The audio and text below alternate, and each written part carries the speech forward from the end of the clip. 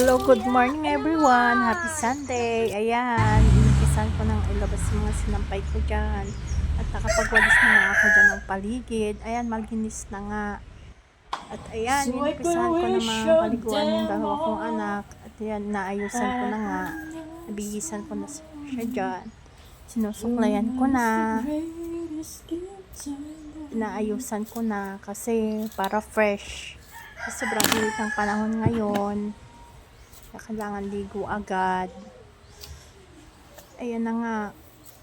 Ganda naman. Sinusuklayan ko na nga. Sunod naman ay yung bunso kong anak na napakakulit at napaka-cute. At ayan, marunong na nga po siya dyan maligo mag-isa. Sinuklayan ko na nga rin po. Ayan, fresh na nga po silang dalawa.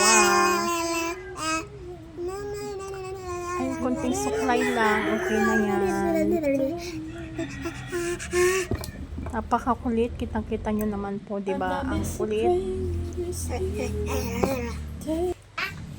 Yan, napipiha. At pagkatapos naman po ng dalawa kong anak, ako naman po ang sumunod na naligo.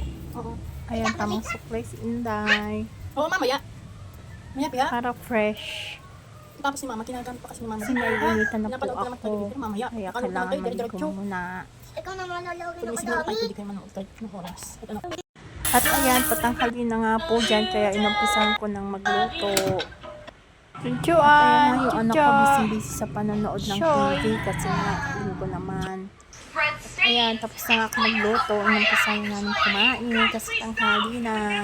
Tapos naman po yan ay pinatulog ko naman po yung dalawang kong anak. Pinapatulog ko po sila pag Sunday kasi wala namang gagawin para makapagpahinga po. Yun lang. God bless.